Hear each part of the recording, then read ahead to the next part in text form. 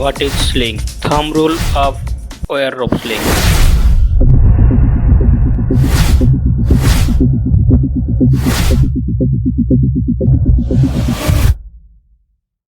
सबसे बड़ा दुख की बात ये होता है कि आप लोग मेरा वीडियो को बहुत पसंद करते हैं, लाइक भी करते हैं, व्यू तो बहुत आता है लेकिन सब्सक्राइब नहीं होता है। अरे यार, सब्सक्राइब करने के लिए थोड़ी ना पैसा का ज़रूरत होता है, कर दीजिए सब्सक्राइब।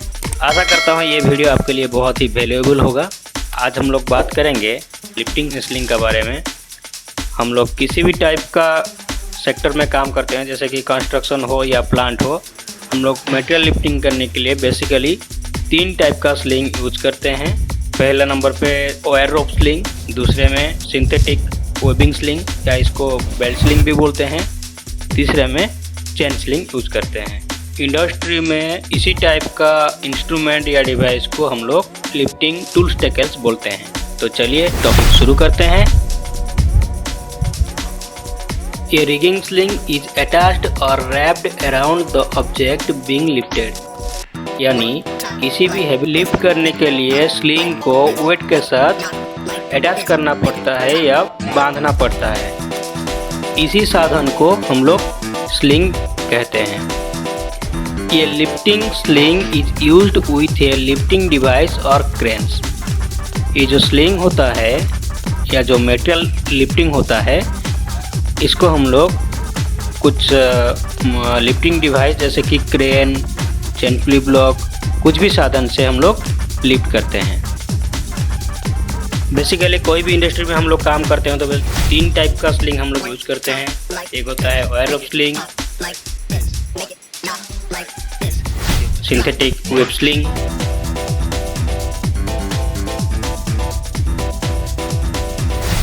और चेन स्लिंग। तो पहले देखते हैं वायर रोप स्लिंग। ये स्टील में बना हुआ होता है। इसमें बहुत सारा वायर को लेके एक रोप का आकार दिया जाता है, वही रोप में स्लिंग बनता है।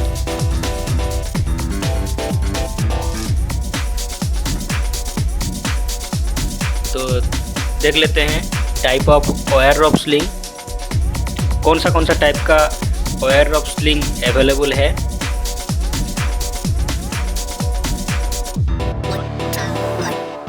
पहले देखते हैं आई एंड आई, मतलब दोनों साइड में आई रहता है। दूसरे में आई एंड थिम्बल। तीसरे में आई एंड हुक, एक साइड में आई रहेगा, दूसरे साइड में हुक रहता है। चौथा में eye and crescent thimble, eye and slip through thimble, thimble to thimble and thimble, thimble and hook, thimble and crescent thimble, thimble and slip through thimble, crescent thimble and hook, crescent thimble and crescent thimble.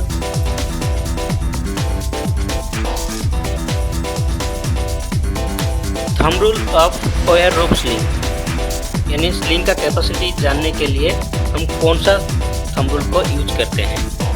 Wire rope sling capacity का formula होता है 8 into dia यानी 8D²। तो देखते हैं 2 inch dia का एक sling लेते हैं तो उसका कैपेसिटी कितना आएगा, 8 इंटू डाया यानी 8 into 2 inch sling 2 into 2, 8 into dia 8 into 2 into 2 is equal to 32 ton. 8 दूगुने 16, 16 दूगुने 32, यानी 2 इंच का जो स्लिंग का कैपेसिटी होता है 32 टन। इसी फॉर्मूला में आप कोई भी वायर रोप स्लिंग का कैपेसिटी निकल सकते हैं। उसका बाद देखते हैं वेबिंग स्लिंग। ये होता है वेबिंग स्लिंग, इसको बेल्ट स्लिंग भी बोलते हैं। बेल्ट स्लिंग का कैपेसिटी पहचानने के लिए कुछ तरीका होता है, चलिए देखते हैं।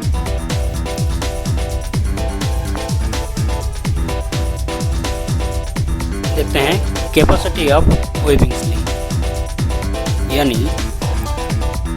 वेब स्लिंग का कैपेसिटी पहचानने के लिए, यानी कितना टन का कैपेसिटी है वो देखते हैं पहले। जैसे मैं वीडियो में देख रहे हैं, येलो कलर का स्लिंग का ऊपर 3 लाइन गया है, यानी वो जो 3 लाइन गया है यही होता है उसका कैपेसिटी, यानी 3 टन। 3 टन कैपेसिटी का स्लिंग होता है। दूसरा तरीका होता है आई का अंदर एक जिप रहता है, उसमें स्लिंग का कंप्लीट डिटेल्स लिखा रहता है, कितना टन का स्लिंग, कितना एंगल में कितना उसका कैपेसिटी रहेगा, कौन सा मेड है, सब कुछ उसमें डिटेल्स रहता है। वायलेट कलर का स्लिंग रहेगा तो वो रहता है 2 टन, ग्रीन कलर का बेल्ट रहेगा तो 4 टन, येलो का 6 टन, ग्रे का 8 टन, रेड का 10 टन, ब्राउन का 12 टन, ब्लू का 16 टन और 20 टन से जितना ऊपर रहता है, 20 टन से ज़्यादा जितना भी रहेगा वो सब ऑरेंज में आता है।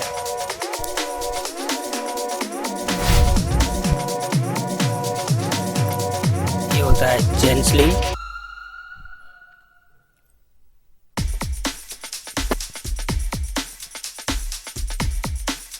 बेसिकली इसका मेड आयरन से ही होता है, स्टील से होता है। देखते हैं इसका लोड चार्ट भी अटैच किए हैं। लोड चार्ट के हिसाब से आप इसका कैपेसिटी जान सकते हैं। बेसिकली दो ग्रेड का चेन स्लिंग आता है, एक होता है 80 का, एक होता है 100 का। बेसिकली हर जगह पे 80 ग्रेड का स्लिंग ज़्यादा तरह से यूज़ करते हैं। देखिए लोड चार्ट में 7 था जो चेन साइज होता है 7/32 का, 2 टन 100 kg, 9/32 का 3.5 टन, 3/8 का 7.1 टन, ऐसे करके इसका जो लोड कैपेसिटी है, कितना डिग्री एंगल में, अगर डबल स्लिंग का होता है तो 60 डिग्री में कितना होता है, 45 डिग्री में कितना होता है, 30 डिग्री में कितना होता है, ट्रिपल और क्वाड का होता है तो 60 डिग्री में कितना होता है, 45 डिग्री।